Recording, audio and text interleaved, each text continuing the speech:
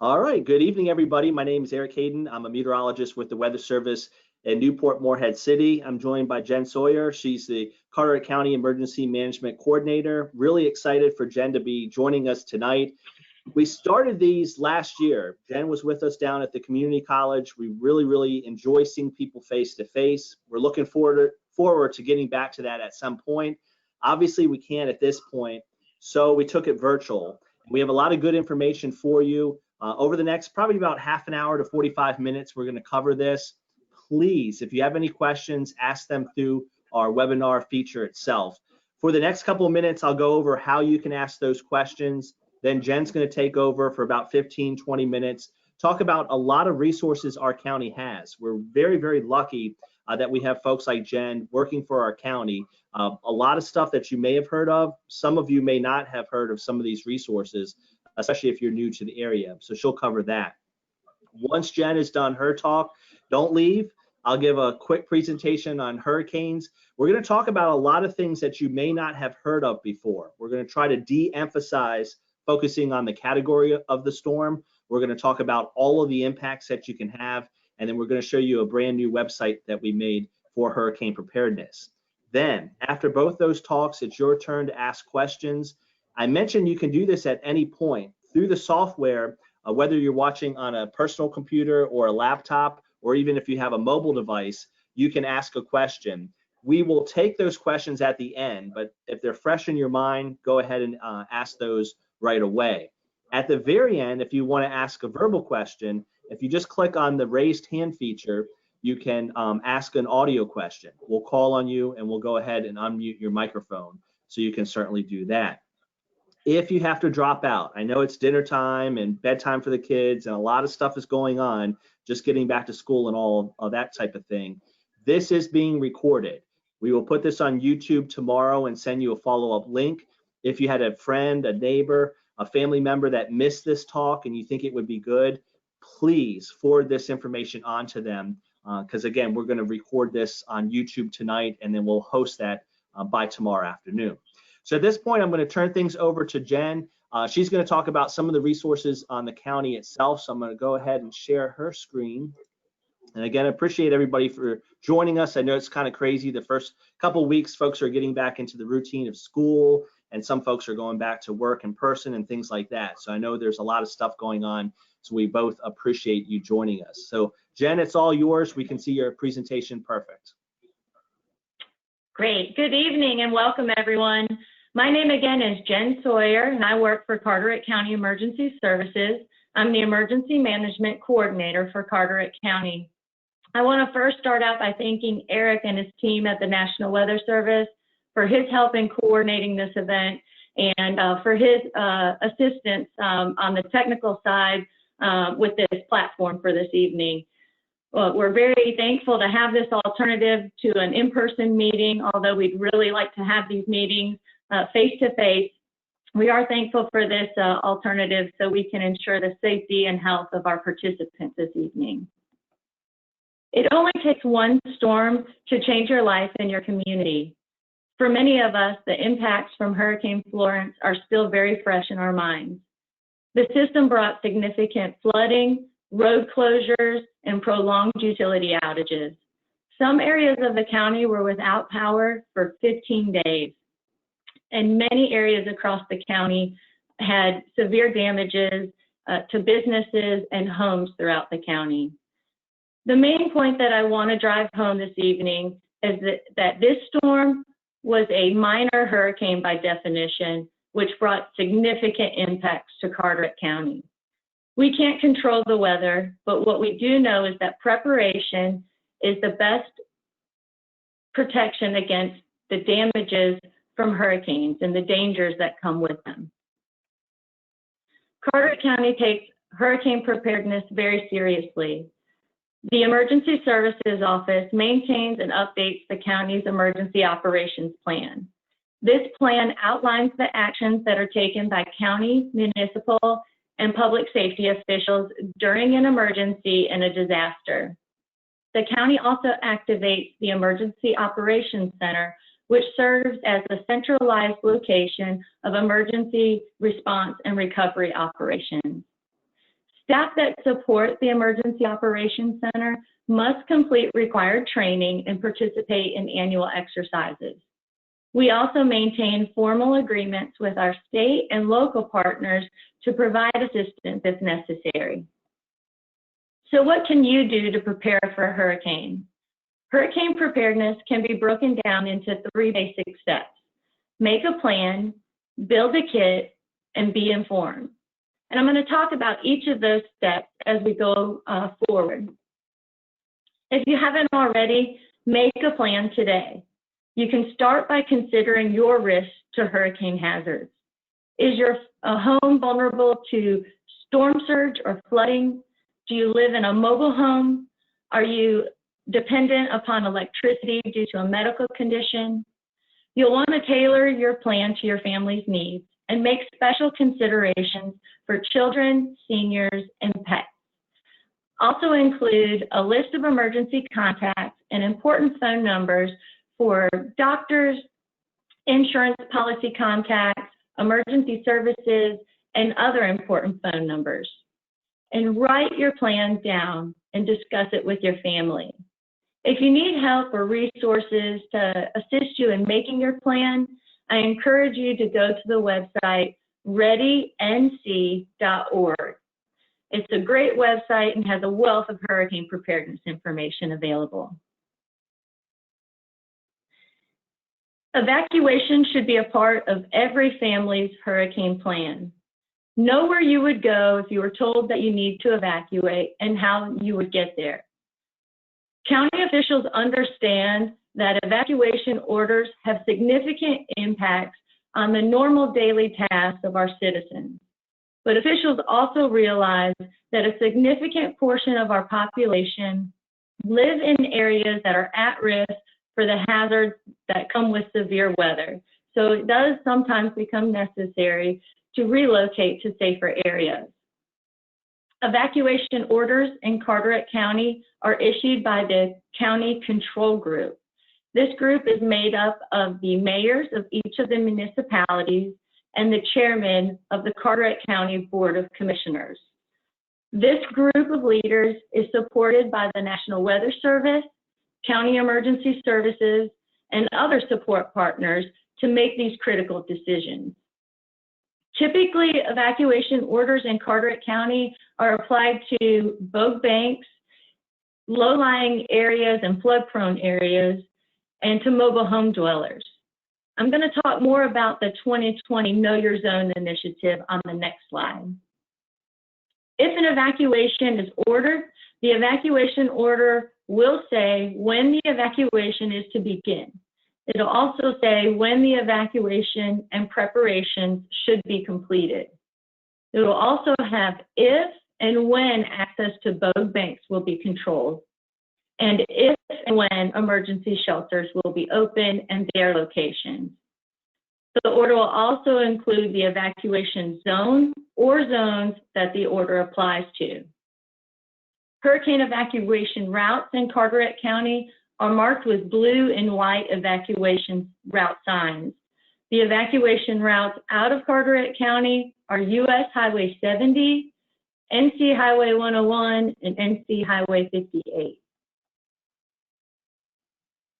Know Your Zone is a new initiative from North Carolina Emergency Management to help improve the evacuation process from coastal communities in North Carolina. Evacuation zones allow for a tiered evacuation with zones that are easy to communicate and help limit over-evacuation. There are 3 zones in Carteret County, which are Zone A, Zone B, and Zone C. You can find your zone by going to the Know Your Zone website at knowyourzone.nc.gov and entering in your street address. Residents and property owners should contact their town halls for specific information on re-entry permit policies. Please don't wait till a storm is threatening our coast to obtain your disaster re-entry permit. The Medically Fragile Registry is a program that helps us identify residents that may need additional assistance during an emergency. The county can provide transportation to a shelter for residents that have been evacuated and may not have the means to get there on their own. The county also ensures special provisions are made for sheltering residents who require assistance with mobility, oxygen, routine medication administration, and routine health monitoring. Residents that require greater levels of care, such as a hospital bed or life support equipment, are encouraged to make alternate plans with the assistance of their doctor or healthcare provider. To register for the medically fragile program, you just need to complete a medically fragile registration form. That form is available on the Emergency Services website, and it can also be obtained by stopping by our office. We can provide you with a printed copy, or feel free to call our office and request a form be mailed to you. Carteret County may operate emergency shelters in the event that an evacuation is ordered. Due to COVID-19, we are strongly encouraging residents to make alternate plans from utilizing emergency shelters. We're going to be limited on our ability to shelter as many residents as we previously have been able to in the past due to imposing social distancing requirements and ensuring the health and safety of evacuees. We want to encourage you to make plans to stay with your friends, family, or at a hotel, and only use an emergency shelter as a last resort. I have a quick video from the Director of North Carolina's Emergency Management, Director Mike Sprayberry.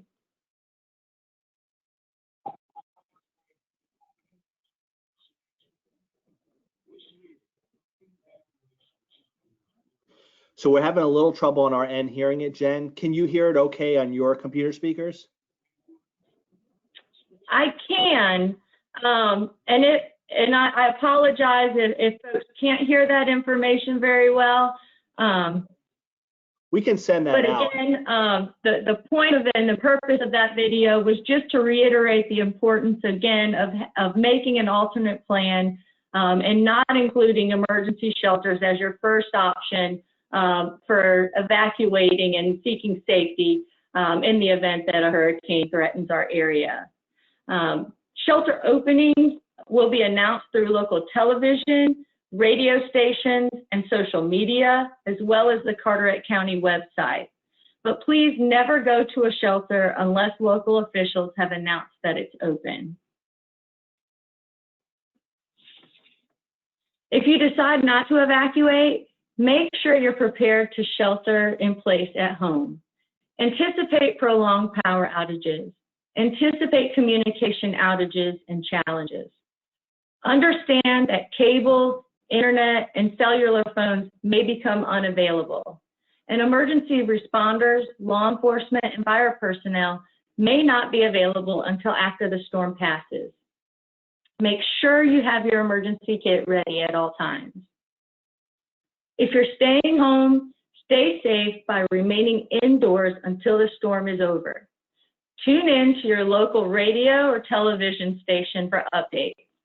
If the power goes out, use flashlights or battery-powered lanterns in place of candles.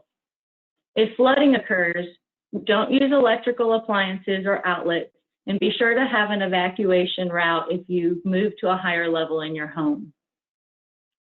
Never use a generator inside your home or your garage. This is very important. Just recently, 8 of the 15 deaths associated with Hurricane Laura last month in Louisiana were the result of improper use of portable generators. Be sure to read the manufacturer's directions for safe operation. Regardless if you evacuate or stay home, every family should have an emergency kit. After a hurricane, you may need to survive on your own for several days. Being prepared means having your own food, water, and other supplies to last for several days. Make sure that your emergency kit is stocked with the items on this list, and consider special provisions for your family, including supplies for children, seniors, and pets. You'll want to include face covering, disinfectant, and hand sanitizer in your emergency kits. Once you've gathered all your items, store them in 1 or 2 easy-to-carry containers, such as storage bins or a duffel bag. It's important that you stay informed before, during, and after a hurricane. Be sure to monitor local radio and television for important updates, and be sure that you have a NOAA weather radio with extra batteries so that you can receive severe weather alerts throughout the storm. The Carteret County website and Emergency Services Facebook pages are great sources of information. If you live in a municipality, I encourage you to follow your town's social media and check their website for updates as well. Make sure you've registered your cell phone and landlines for the county's emergency notification system, Code Red. Code Red is a telephone communication system that allows the county to quickly notify residents and visitors of an emergency or health situation. You can choose to receive phone calls, emails, or text messages. You can visit our website to sign up. If you have questions or need assistance, or if you don't have access to the internet, please call our office and we'll be happy to get you registered for that service. Lastly, I just want to encourage everyone to visit the Carteret County Emergency Services website. There's a lot of helpful information available there. I put a list of some of the things related to hurricane and preparedness that would be extremely beneficial. And I'm also personally available to assist with your hurricane preparation. If you have questions or need assistance with county resources that are available, please don't hesitate to contact me and I'll be happy to assist you. Our office also has printed hurricane preparedness materials and resources that we'd be happy to share with you. And with that, I'll turn it back over to Eric, but I'm going to remain on the line and will be available for questions following Eric's presentation. Jen, that was fantastic. Thank you so much for sharing that information. Jen and I have worked together for years. I still learned something from that presentation. She shared a lot of links. I'm going to share a lot of links. So what we're going to do tomorrow with the video recording, I have all of your email addresses. We'll include those links in that email, so don't worry about that. I'll take over control of the presentation, so you don't have to worry anymore. So we should be good on our end, Jen. Again, hang tight, Jen. She'll be on at the end for our Q&A session. I already see that we have some questions in the chat room itself. If you're just joining us, if you have any questions, you can ask through the webinar itself. Please go ahead and do that, and then we'll get to the answers during our question and answer session at the end. So we're going to switch gears. Jen had a lot of great information for the county, specifically for Carteret County. Now we're going to switch over to how to prepare for hurricanes, things that you should be paying attention to in terms of weather. And we're going to focus a lot on water because unfortunately that is what's killing people, not other factors like the wind. The time to prepare is now. And I say this in any talk we give, whether it's May, June, July, or October, the time is to prepare, and for any tropical system is really now.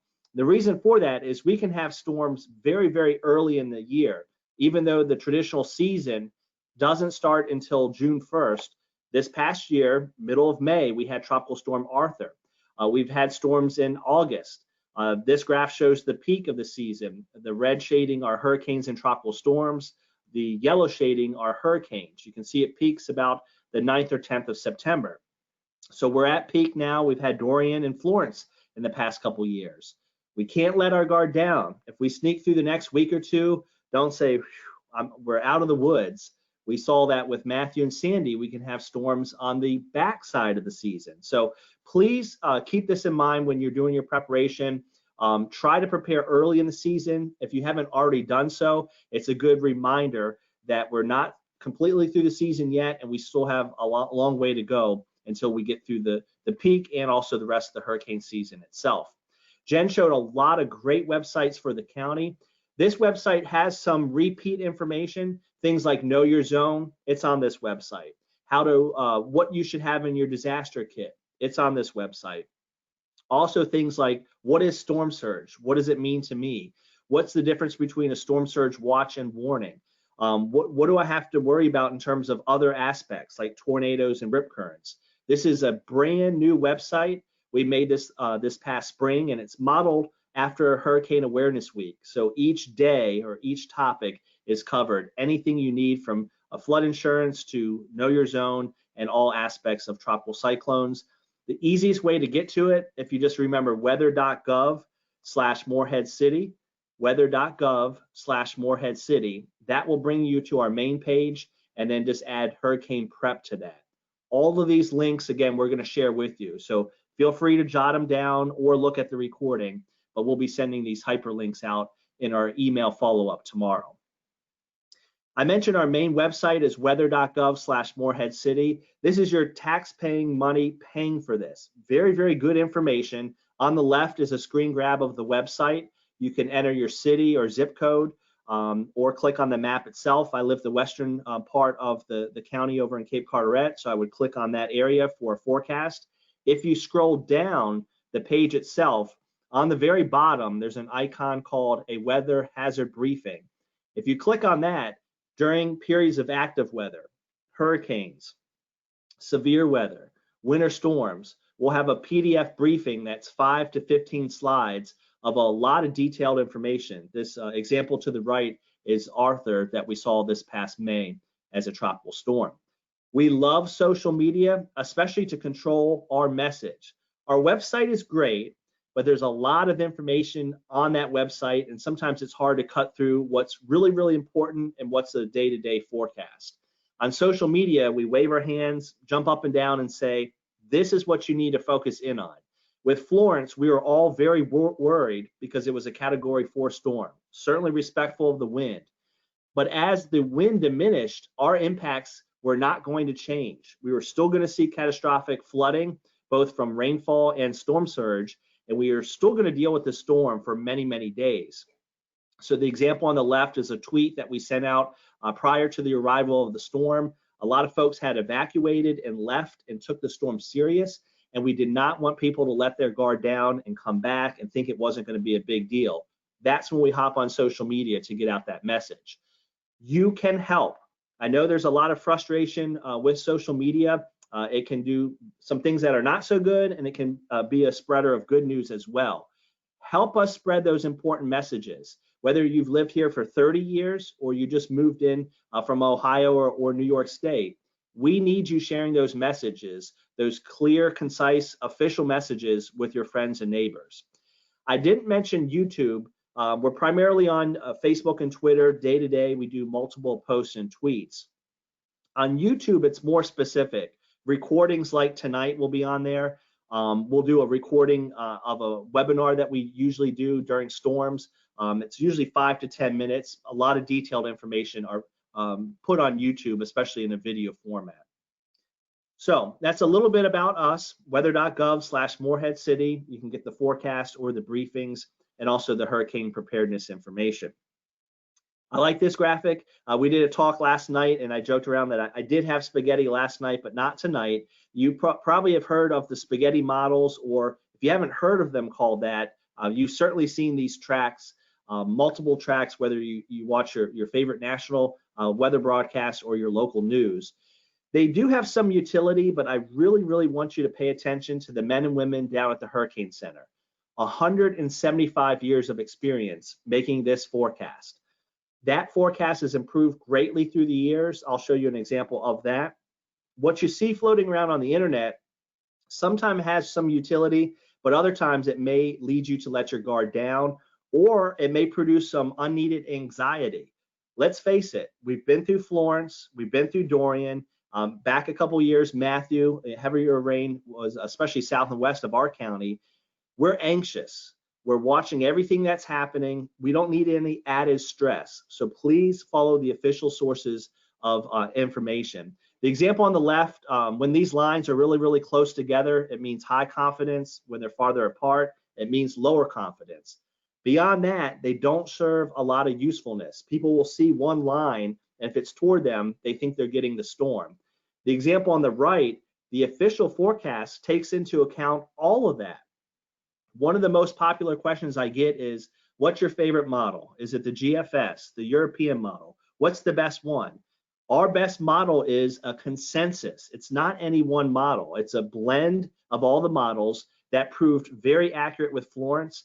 Hurricane Laura a couple weeks ago, less than 2 miles of error at 90 hours out. You're not going to get better than that. So again, please focus on the official sources of information from the National Hurricane Center. You might say, well, Eric, of course you're saying that. You work for the Weather Service. Why wouldn't you talk about your products? I'll show you some statistics. I know we have some folks that have been around our area for a long time, and others maybe have just moved here. We have made leaps and bounds improvement in terms of hurricane forecast accuracy, especially with regards to the track. This graphic shows a difference between 1999 and 2019. It's all based on average error at day 3. So back in 1999, the year we had Hurricane Floyd, at day 3, we're 3 days out. So when folks like Jen are making decisions with the county, we would say with our accuracy back then that the storm could hit, in this case Floyd, anywhere from eastern Georgia through pretty much all of North or South Carolina, even Southeast Virginia. Our error was very, very large back in the late 90s. Flip forward to 2019 with Dorian, our average error would pinpoint it down to Southeast North Carolina 3 days out. So our track forecasting continues to improve. I'll talk about this on the forecast cone. You'll notice that that cone has gotten more narrow with each passing year, and that's because the accuracy has improved. So track forecasting, please rely on the official sources for those forecasts. Where are we still struggling?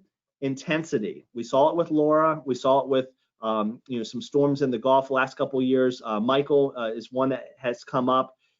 3 days out prior to landfall, our nation's biggest storms, the Labor Day storm in the 30s, Andrew in the early 90s, and Camille in the 60s, were only tropical storms. So keep that in mind when you're making your plan. You don't want to be making decisions at the last moment. Well, hey, I only thought it was going to be a tropical storm or a Category 1 storm. Now it's a 2. Now it's a 3. I was caught off guard. Those changes can happen, but if you have a plan in place, I'm going to leave. If these impacts are going to happen, this is where I'm going to go. I have it written down. All you need to do is execute that plan. So please keep that in mind. And when you look at this, you might say, well, Eric, those storms didn't impact us. But look at the Labor Day and Andrew storm. Anytime we have a storm this general vicinity, it could just as easily make a turn to the north and impact the Carolinas. So keep in mind that while the track forecast continues to improve, we still have some struggles and challenges with regards to intensity. So if we haven't told you enough, please make your plan today. And I know a lot of folks are hurting now. We have a lot of stuff going on, and you may not be able to go out before the storm and get all your supplies. I totally get it. So each time you go out to the store, add a little something to your grocery list. Non-perishable, can of corn, beans, water. You don't have to get it all at once. Just gradually increase your stockpile of food so that you're ready. And as we saw with Florence, really 7 to 10 days of food, water, and medicine is something that you should be preparing for. I know it's very hard to do it all at once for some of us, so kind of keep that mentality a little bit each week, and then you'll get there.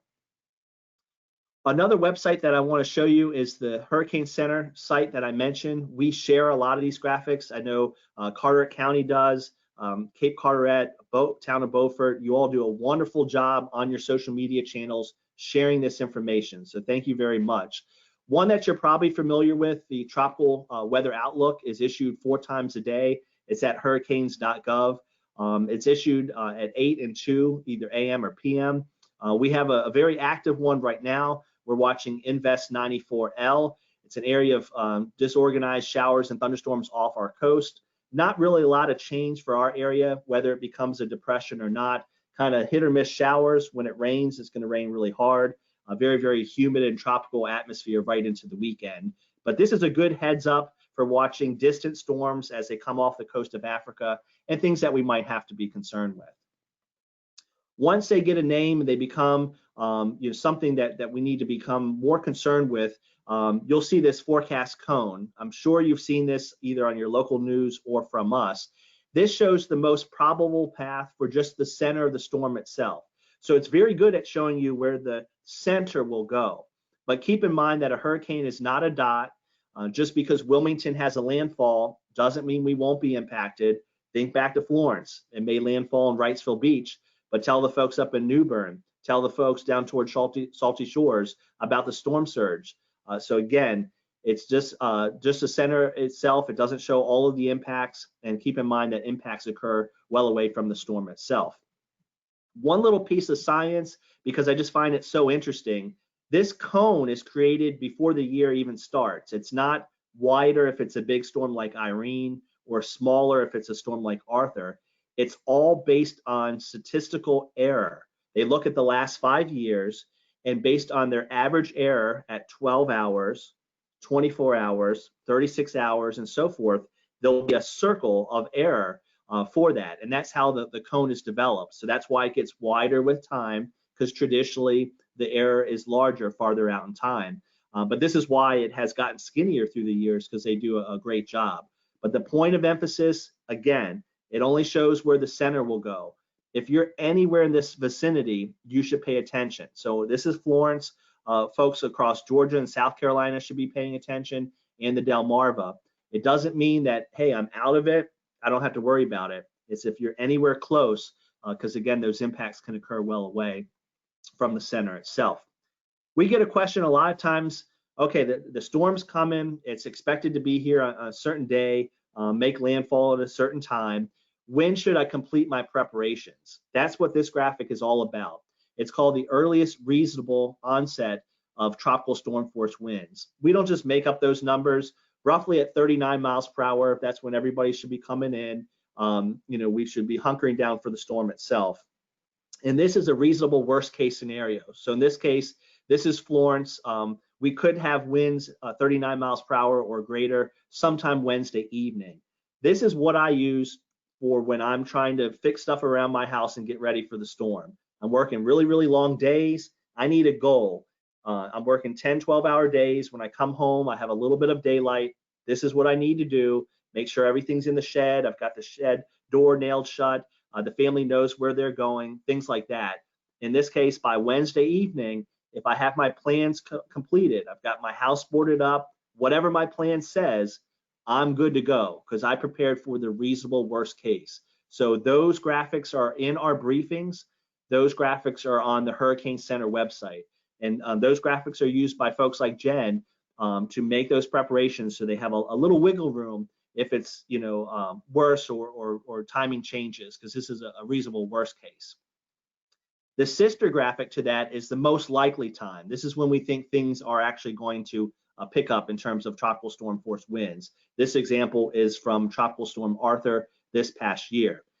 At the end of the presentation, I am going to show you that as soon as those first bands of rain get here, we can have things like tornadoes. So please keep that in mind with your planning. That's why I really like to err on the side of caution and go with the worst case scenario or the earliest reasonable onset of those winds. All right, so we threw a lot at you. The main point of that, hurricanes.gov, you can get the cone forecast, all those time of arrival graphics, and then when we talk about storm surge here coming up, you can get that information as well. I know you all know what this is in terms of, you've seen it before, the Saffir Simpson scale, category 1 through 5. It categorizes hurricanes based on strength only with regards to wind speed. So the higher the number, the stronger the wind speeds are with that particular storm. A few words of caution. It only talks about wind speed. It doesn't say it's going to be a Florence and it's going to sit over us for 4 days. It doesn't say that we're going to have 25 to 30 inches of rain. It doesn't say if it's a large storm or small storm. It has nothing to do with storm surge in terms of showing us exactly what's going to happen with the storm surge. So please keep that in mind. Do not focus on just the category itself. Raise your hand for every time you've heard from a neighbor, especially people with experience, I'm not going to leave unless it's at least a 3. I'm not going to leave unless it's a 2. You can get yourself into trouble because there could be other aspects of the storm that are just as deadly. Again, think about Florence as just a category 1 storm. The other thing to realize is no two storms are alike. Let's say we have a 2 or 3 and you say, hey, I've been through a 2 or 3 before. My house was perfectly fine. I don't have anything to worry about. It really depends on that storm itself. Was it a fast moving storm, a slow moving storm? Were you on the right side or the worst side of the storm? Or were you to the left side of the storm and you really escaped the brunt of the winds and the storm surge? So no two storms are alike. Do not just focus on the category scale. It's important. I'm not saying to ignore a 4 or 5, but there's a lot of aspects that you have to consider. One of those being your vulnerability. Do you live in a low-lying area? Do you live by the water? Things like that you have to take into account for your hurricane plan. And that really gets to the crux of this talk. It's all about the impacts. Since 2010, unfortunately, we've lost 175 people and over $100 billion in damage from just category 1s. And I know you recognize the names: Irene, Sandy, Hermine, Matthew, Florence, Dorian. So again, tell the folks on Ocracoke Island that that was just a 1 with 5 to 7 feet of storm surge. It's really about all of the impacts beyond just the wind itself. So we're going to talk about these over the next couple slides, then we're going to turn it over to you. Again, if you're just joining us, please ask any questions that you have. We'll get to those at the end. If you are just joining us, no problem. Or if you have to leave, we are recording this, so we'll send this to your email that you signed up with. We're going to emphasize water a lot, especially rainfall, flooding, surge, and rip currents. We're going to talk about wind and also tornadoes, all the things that any cyclone can produce. So why do we talk about so much with regards to water? From the mid-60s to 2012, about 90% of people died because of water. Can you have a fallen tree on your house and unfortunately you lose your life? Yes. Usually about less than 10% of people that in terms of deaths. So it's usually water, storm surge, flash flooding, or even rip currents. And you might say, well, 2012, maybe we've made some improvements. Some improvements, but still 2016 to 18, 83% are water-related fatalities. We have made improvements with regards to storm surge. That's that rapid rise of water ahead of the storm. We have watches and warnings now for storm surge, so we didn't lose any lives in Florence or Dorian because of the surge, which is amazing when you see some of the videos out of New Bern and down at Ocracoke. But still, water's killing a lot of people. Specifically, more than half of those deaths over the last couple of years are vehicle related. So it's not that they're in their home and the water comes up and they didn't realize. They're driving down the road. They may see the road closed sign and they go around it. They're driving on a road at night. They don't realize that there's even water across a road until it's too late. So vehicle deaths are very, very serious. And this is where you can help us. We as scientists want to get it right. We will continue to work our butts off to get the forecast right. But that margin for getting it right is getting more narrow with the improvement in technology. What we're trying to improve is communication. On the left is the forecast for Florence. Bullseye of 20 to 30 inches of rain over southeast North Carolina. Didn't have to be a meteorologist to know that 4 days worth of rain, not going to be a good thing. On the right is what happened. So we got it right. But how right did we get it? We lost 17 people, and 16 of those were in vehicles. So please help us spread that message of flooding. We'll talk about our campaign with that coming up. One last image I want to give you. This is from Matthew. Sometimes it's obvious that we shouldn't be crossing the road, but when you're trying to convince your neighbor and you're spreading this message, it only takes about 1.5 feet of water to move your vehicle. And you may not realize that that road doesn't even exist under the water. So please stress our campaign of turn around, don't drown. Very difficult to see at night. Jen mentioned the carbon monoxide deaths with generators. Sometimes we lose flood lives in vehicles from folks coming back to the county, trying to get home to see what happened and start to make repairs on their home. Don't take a chance with your life. Even if the storm has passed, we know that the water takes a long time to recede in some of our locations, so keep that in mind. We do issue warnings for these types of situations. You're probably familiar with a flash flood warning.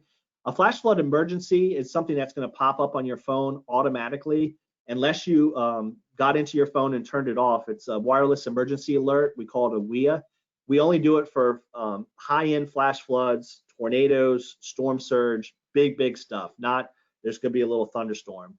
So if your phone is going off and you haven't signed up with our favorite local media in our area and you're not aware of signing up for Code Red or anything like that, and all of a sudden your phone's going off, pay attention to those alerts. It means it's a much higher level when we can push that out to everybody. We are at risk for storm surge here in our county, especially Bogue Banks up the White Oak River, Bogue Sound. We saw flooding on Highway 24. This is from Ocracoke during Dorian, 8 to 11 feet up in New Bern. I mentioned I lived over in Cape Carteret. I still will never forget the 3 feet of water just past Carolina Home and Garden on Highway 24. Never thought I would see that. So we can get storm surge in the county, especially vulnerable in those areas near the water. We're especially vulnerable up the Newport River. As we saw in Newport itself, that water can back up, especially on the northeast flow coming down off the Pamlico Sound. So storm surge is certainly a risk for us along the coast, but also the inland rivers. I mentioned the White Oak and also the Newport River as well. So please keep that in mind. A lot of the evacuations and things of that magnitude are based on your proximity to water and your elevation, because that makes a big difference on how much you have to worry in terms of storm surge. We issue products like storm surge watches when it's 48 hours or less, and within 36 hours, we'll upgrade to a warning. We say 3 feet or greater of life-threatening inundation, and we've tossed out a term called above normally dry ground. I had to really think about explaining it because it's difficult. In the past, we would do different datums, mean low water, mean high water, sea level. We're trying to come up with a term that people can relate to with regards to their risk. So if you live in a low-lying area, hey, I live along the Newport River, I live on Bogue Sound, and you live in an area that's normally dry, right along those low spots, you could see greater than 3 feet of inundation in those spots. We show this via a map like this. This is a reasonable worst-case scenario. This is in our briefings. You can get into this via the Hurricane Center when there's a storm, and it shows a worst case scenario. Not everybody's going to see this amount of surge, but in this case, greater than 9 feet is possible up toward New Bern, and unfortunately, that is what's happened. What happened with that storm back in September? It's hard to imagine. It's only 2 years ago. It seems like a lifetime, and this is the upper part of the Newport River there. So a lot of good information on the website. Please look at that as storms approach. One new graphic this year is a storm surge, kind of a 50,000 foot level graphic, where it just shows, hey, general 4 to 6 along the coast, and then you go to your local sites or that inundation map for more specific information. So we talked about flooding. We talked about storm surge. Those are the two big ones. The next big one, ironically, you might not realize this, are rip currents. We lost 4 people in North Carolina because of Hurricane Lorenzo. I'd say Lorenzo, I remember Dorian, but I don't remember Lorenzo. Big storm well out to sea. We saw dangerous swell. It was a good beach day, so we had a lot of people at the beach, and we had some drownings because of a distant hurricane. So they can happen for 2 reasons. I know you've seen a lot of those tropical storms that are well out to sea. If they turn into hurricanes and become powerful, they can send a dangerous swell to us. And remind folks that are coming to the beach, it may look blue out, great skies. The waves may not be especially large, but they have a lot of energy with them, and especially if there's a long period between them, they can be quite dangerous. The other aspect is, before Florence, the last thing you might be thinking about is going to the beach. But put yourself in the perspective of the people that have paid a lot of money to go to the beach for a whole week, and they know that the end of the week is done. They may have to evacuate. It's going to be bad weather. They're going to get out there in the water the Monday, the Tuesday before. It's sunny out. Hey, I want to at least get some beach days in. Remind them of the dangers of rip currents. And one thing to tell them is how to recognize them, what not to do, that they're a very narrow stream of water. It's a break in the sandbar and it's pushing out. So you don't want to fight it. That's where people come into trouble. You want to try to float and not panic, and either swim left or right or swim parallel. I've got 3 younger kids. I always have them with a boogie board. At least it gives them a second to sit on it, when they can't touch, and think, what did my dad say? What does he always say? Swim left to right, swim parallel. Be cognizant of the forecast. Some cases, you just shouldn't be in the water. This is as an example of a red flag day where there's a high risk down here at the Crystal Coast. So knowing the forecast, knowing how to get out of a rip current, very, very important information. It's not always obvious. It's not always a thunderstorm that you can see and hear the thunder. So, you know, sometimes the rip current threat is not quite as obvious as other ones. Down the list is wind. This is the neighborhood I live in Cape Carteret. We had a lot of damage to roofs. We had a lot of water issues because of roof loss. The winds 80 to 100 miles per hour were respectable. It was the fact that it occurred over such a long period of time. Any of you that stayed, I still never forget just the duration of the wind. I was at work. We stay at work over in Newport, so we're at a safe facility, but very, very loud for a long period of time. And we had all that rain. So a tree that might just be slightly bent over, and if the storm left, that would be it, gradually continued to fall because of our saturated grounds. So there is a danger with fallen trees. They can obviously take down communication lines. Some of us were without power 3 to 7 days, and some down east as much as 2 weeks. So keep that in mind when you're thinking about staying, that you may be without power and the comfort of AC and things like that for a long, long time because of that wind threat. Want to compare and contrast 2 storms, then we're going to wrap up and turn it over to you. And again, we respect the wind in the category, but it's only part of the puzzle. It's not the whole thing. So our example is Arthur, Hurricane Arthur, not the one we just saw this past May. It was a Category 2 storm, made landfall near Cape Lookout. If you're watching us from down east, you had some strong winds, 90 to 100 miles per hour, but it was pretty much from Beaufort eastward toward the Outer Banks where we saw impacts. The western end of the county, not a big deal. Up toward Greenville, not a big deal. Fast moving storm, smaller storm. It was a Category 2. Irene, I'm not going to leave unless it's a 2, or I'm not going to leave unless it's a 3. Think back to Irene. It's just a 1. It was strong coming onshore. No tricks. It made similar landfall near Cape Lookout, but it was much slower moving, much larger storm. So across much of the county, we saw 60 to 80 mile per hour winds. Down east, over 100 mile per hour winds. In addition, we had 5 to 15 inches of rainfall, and we had some bad storm surge. So please keep that in mind. The category is important. It's something to look at. It's only part of the puzzle. It is not the whole puzzle when you're making decisions. Last thing I'm going to hit on is this. A lot of you remember this in Carteret County. Again, I cannot believe that Florence was 2 years ago and Dorian was last year. Just the last 2 years have been crazy. I'm sure I'm preaching to the choir. This was one of the first bands, outer bands of Dorian, so well ahead of the center of the storm. So we have enough to worry about with cyclones. It could be a tropical storm or it could be a hurricane. There is a tornado threat because the whole thing is rotating. Couple key pieces of information. For these folks on Emerald Isle, this was the worst damage they saw with Dorian. It had nothing to do with the hurricane winds. So isolated areas are going to be impacted more because of the tornadoes. They often occur with a short window for warning. So have your cell phone charged, have your NOAA weather radio with batteries, as Jen mentioned. Have those ways to get warnings. So if you decide to stay, you're not upstairs, you can get downstairs to your closet or your interior bathroom or your interior pantry away from windows. So please keep that in mind. And this goes for any landfalling system, whether it hits our area or it's a little farther south of our area.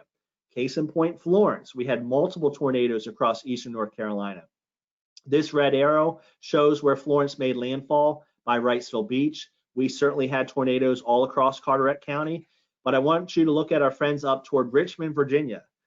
Hundreds of miles away from the landfall of the storm, and they had in some cases, really, really strong tornadoes a couple days after the landfall itself. So keep that in mind. You might say, well, Eric, I got so much to worry about, surge and rainfall and rip currents. You went over so much. Control what you can control. With a case of tornadoes, if you're here, make sure you have a way to get multiple warnings and you have a place to go. You are doing what you need to do. If you live in a vulnerable location, pay attention to those evacuations when they're issued. So it's something that you have control over. Your hurricane plan, take it a little bit at a time, each day at a time, gradually build it up. You have control over these types of things. So that is all it. I appreciate everybody for staying on. If you're just joining us and you caught the end, or maybe you had to drop off, again, we will record this. Jen, when you get a chance, just pop back on. My email is at the bottom. It's eric.hayden@noaa.gov. We're going to send a final email tomorrow. All those awesome links that Jen shared, signing up for Code Red and things of that nature, we'll send that in the email itself. You'll have our contact information, so if you need anything, you can just give us a call or an email as well. So at this point, you're free to drop off if you want. If you asked a question or want to ask a question, you can just do it through the webinar. It was pretty neat with Isaias this last, I guess it was just over a month ago. Time is flying by. I was watching Ryan, one of our new employees, do the webinar. And if you have a mobile device, you can ask it right on the mobile device itself. On the PC, you can ask it as well. So it's pretty neat stuff here. All right, so let's see here. We do. This is awesome. We have a couple questions. One person has left. Sandy asked a question, but I'll go ahead and answer it anyway because it's a good one. So the first one is for you, Jen. This is about emergency shelters. So this question is about North Carolina emergency management. The shelters you showed, were I think it was Newport Middle and West Carteret and places like that. Are there any plans to open up shelters farther west that are not as impacted by the storm? Kind of like we had Florence, we had some far inland shelters to go to. Is there any plans to maybe open up some other ones, or that might be storm dependent, I guess? That's a really great question, Eric. And I mentioned the local emergency shelters that we've identified, but we do work very closely with North Carolina Emergency Management. And we have plans in place to provide sheltering in inland locations. The state has identified risk counties that are vulnerable to hurricane impacts and have identified inland counties that can take evacuees in the event that coastal communities are unable to shelter. We may have potentially a storm threatening our area that would mean it would be unsafe for us to open our shelters within the county. So we would reach out to the state and work with them to open up shelters in inland locations outside of the impacts from a potential hurricane.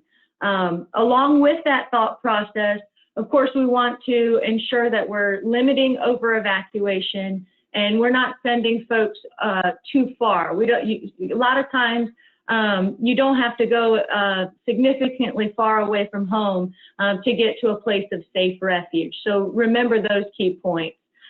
This year, we've done a lot more extensive planning with the state in regards to the effects of coronavirus and our sheltering capabilities.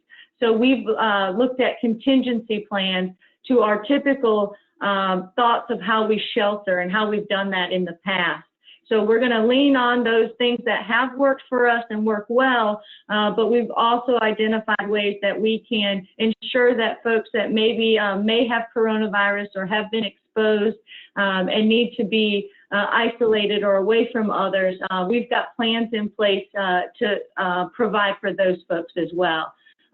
Just know that any information related to shelter activations, whether they're within the county or outside of the county, will all be announced through our typical channels of local television, radio, social media, and government websites as well. So make sure that you're staying informed and getting that information timely.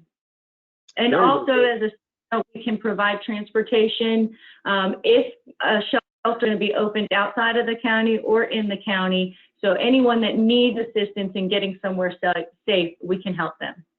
Okay. We have a couple more on evacuations. I'm going to show them one more to let you catch your breath, Jen, and then I'll fire a couple more your way. And just a reminder to folks, if you want to ask a verbal question, just do the hand raise. Jen mentioned Know Your Zone. Again, this is a lot of information, so kind of wait for those links. But as you're waiting, on the hurricane preparedness website that we'll also link to, it's broken down by day. And on day 2, which was Monday this past hurricane season for May, a lot of information on evacuation zones and plans.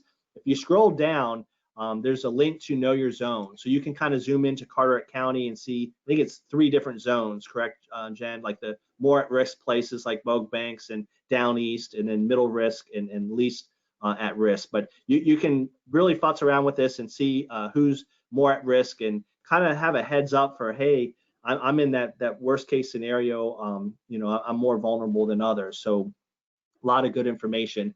I'm going to ask a couple of these, Jen. Then I'll take a weather one and then ask a couple more because I don't want you to have to answer so many in a row. So I'll try to consolidate one. Let's see, how far out, how many days before an evacuation is issued, and maybe touch on criteria for closing the bridges. If there's, usually we talk about tropical storm force winds, but I'm not too sure on those. Yes, first I'll address the bridge question because it seems to be a common question that's asked a lot, and I touched on it when I was speaking earlier. We don't actually close the bridge, but we do control access to the bridge. So if there's an evacuation order, you're always able to leave the island, whether you're leaving on the Atlantic Beach Bridge or the Emerald Isle Bridge, but you may not be able to return back over the bridge from the mainland getting back onto Bogue Banks. That's whether or not you're a property owner. Once you know the access is restricted, you're either staying there or you can leave there. So that's just something to keep in mind, and that's just a way to, again, control access when we're evacuating areas. We certainly want to ensure that we are protecting property as well and ensuring the safety for residents, you know, for their belongings that they're leaving at home while they're away from the area. In regards to the second part of that question, can you reiterate that again? How many days out? And I'm sure it depends on our confidence, right? But, you know, roughly how many days out do we usually issue evacuation orders? And that's also a great question. And again, each storm, as you mentioned earlier, Eric, it is different and has its own characteristics as far as speed, size of the storm, and when we can expect those impacts. So we utilize a lot of tools available, the forecasts that come from the National Weather Service, and then we have other programs, and we really look at that worst case scenario or the earliest possible arrival time for tropical storm force winds. And typically, our benchmark for activating preparedness measures begins around the 5-day cone of uncertainty. If we fall inside that 5-day cone of uncertainty, we're activating our plans and we're reviewing our checklist and our standard operating procedures and just getting the wheels in motion. So we're forward leaning for any potential decisions or actions that need to be made or take place. So that's one thing that I would reiterate to the public is use that time factor of that 5-day cone of uncertainty so you can start to review your own personal plans and what you're going to do. There's no set timeline for when an evacuation would be ordered or how soon before the arrival of tropical storm force winds. But again, we utilize those tools that are available to us, so we have a good idea of when those winds will arrive. And then we issue the evacuation order well in advance so that we can ensure that everyone has time to get their things together and get out of harm's way before the arrival of those tropical storm force winds. Main thing to stress is just stay informed and follow trusted sources of information so that you are well aware of where we're at in that timeline. Very good. And I'm loading up a video that we have developing on evacuation plan, and I'm not going to play it, but that reminded me that Jen had a video from Director Sprayberry for our state. That's something that we can link to, and we'll share that in the email so that you can play it at your home. I've got one more evacuation question, but I'm going to let you catch your breath, Jen, and I'll answer a weather question that was a little higher up. Unfortunately, I think Sandy had to leave, but she may see the recording. So her question was, she was confused about that hurricane outlook. She thought it was 5 and 11. Now I understand her question. Had they changed that, or did I misunderstand? So I misunderstood her question at first. I thought she meant the prediction for the year. And we don't focus a lot on the hurricane number of storms predicted, and it's not that those folks don't do a good job, but it only takes one storm. So we're eyes on what is actually happening. But her question was with regards to that tropical weather outlook I mentioned. That's at 8 a.m., 2 p.m., 8 p.m., and 2 in the morning. That's kind of like the high level, what we have to be worried about over the next 5 days. She was talking about the 5 and 11 o'clock update. Those are our traditional big updates. So when there's a storm at 5 o'clock a.m. and p.m. and 11 a.m. and p.m., we have big updates on any track changes and intensity and stuff like that. So Sandy, if you watch the recording, nothing has changed. I was talking about an outlook, which is more down the road type of storms, storm formation, versus the official updates are at those times you mentioned. So very, very good users here in Carteret County. That's a sharp question right there. So one more on the evacuation one, and then Mr. Dunn had asked a couple questions. We might follow up with him on one of the last ones, but this is a good question about regards to people renting. When would we ask like vacation renters to leave? I imagine that might coincide with when everybody else should, when the evacuation is ordered and the time. And you're right, Eric. Typically, that would be the case. You know, we are going to look a lot more closely at vacation population as opposed to residential population, even when we may not believe that the impacts will be very significant, just because of what we saw happen very recently in Ocean Isle, North Carolina, where residents had their vehicles flooded and they were kind of stranded in that area. Although the impacts of that particular storm were very severe and significant, it did have a lot of impacts to those folks who were just here on vacation.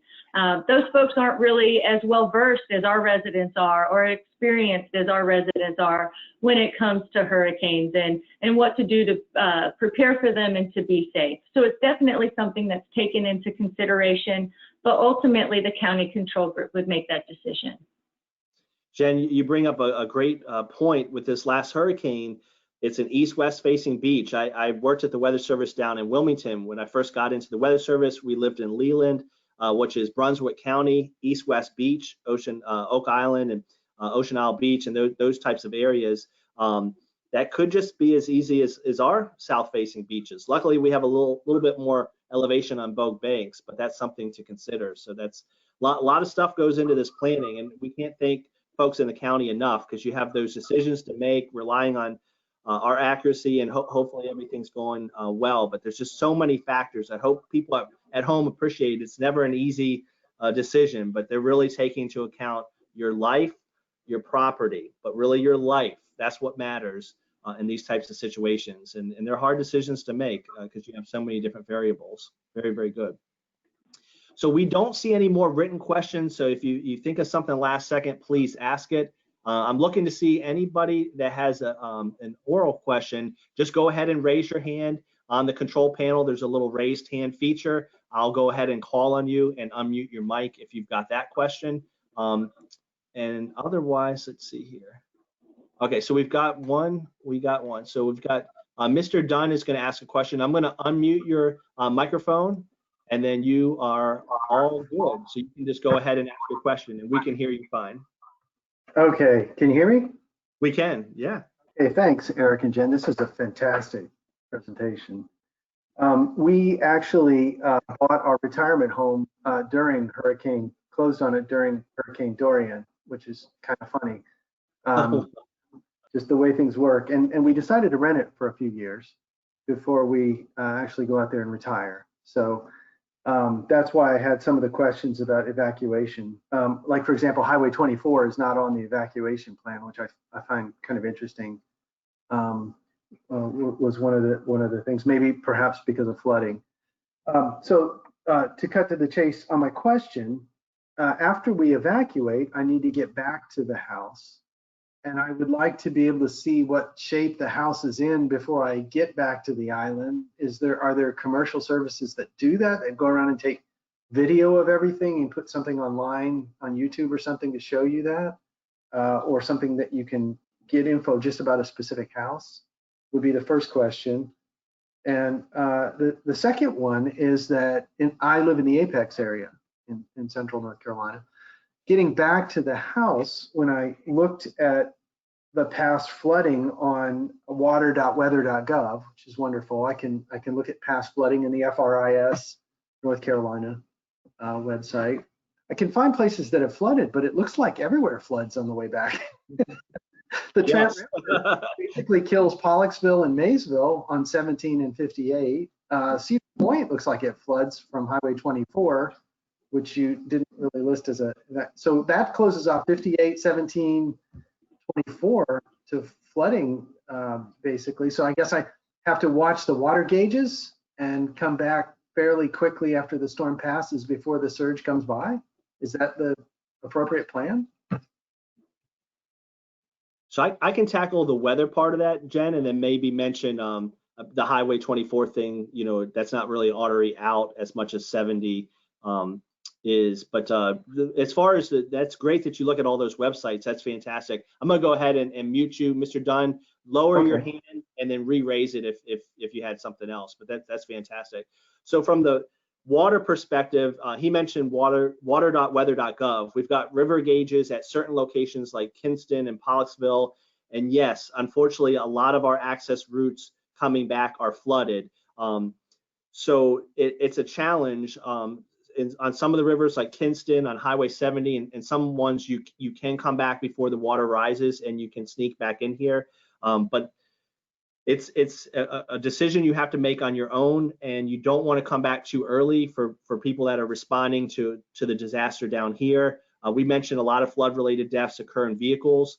I know locally we use a DOT website that would show roads closed and so forth. So there are certain ones like Highway 70 in Kinston and Pollexville and those areas that are traditionally will flood, but depending on the storm, it could be other sections of the county. So I would say follow the DOT sites, Jen, and just be real cautious about coming back. I know you want to see what happened or start to repair, but the infrastructure may be damaged down here, and the most important thing is your life. So you don't want to be going on some country roads that are potentially washed out and things of that nature.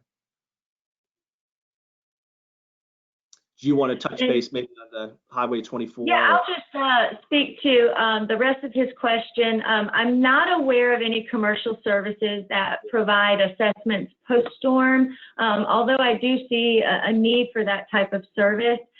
We have ways to view damage on a large scale, like aerial photos and that sort of thing, but I don't have a particular resource for individual homeowners, but I definitely see a need for that. And if I'm able to come across any resources, I'd be happy to share that information.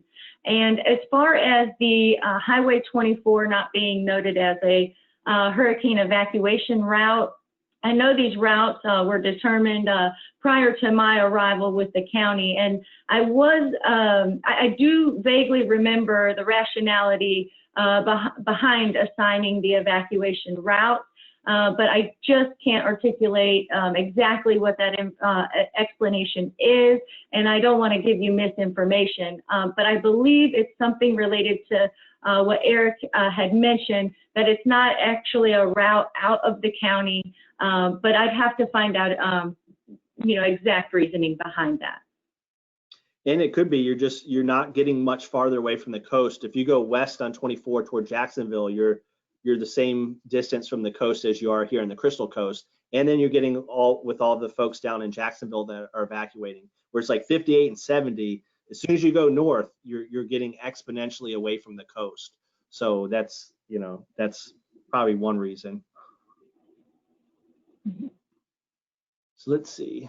I don't see any other verbal question. I see, Mr. Dunn, you said, well done, so that's good. Just lower your hand unless you had one more, because I still see your hand up, but a lot of times it's just from earlier.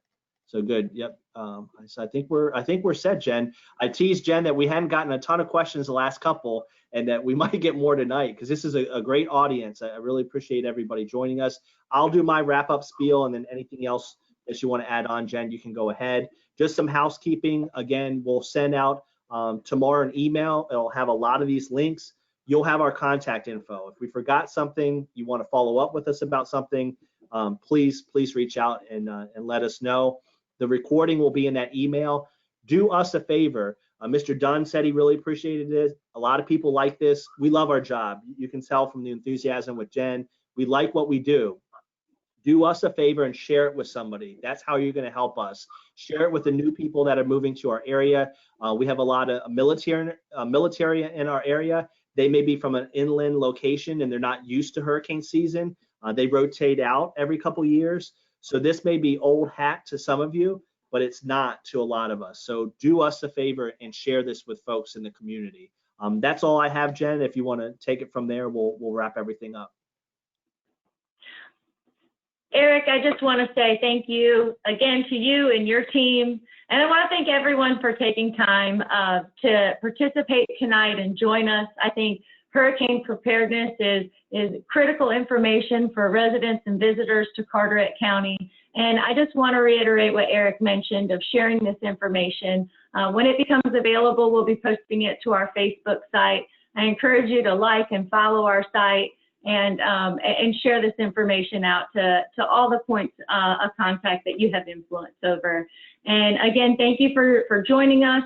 Please don't ever hesitate to call our office or call me directly if you have any questions. I'm always happy to assist. And if you'd like some preparedness or hurricane talks, discussions for any community groups or for your organization, please reach out to us. We want to get the message out to everyone. But thank you again, and thank you, Eric. Sounds great. Well, have a great night, everybody. And again, you'll be hearing from us tomorrow with those links in the recording. Take care, everybody. And thanks to you, Jen. Thank you.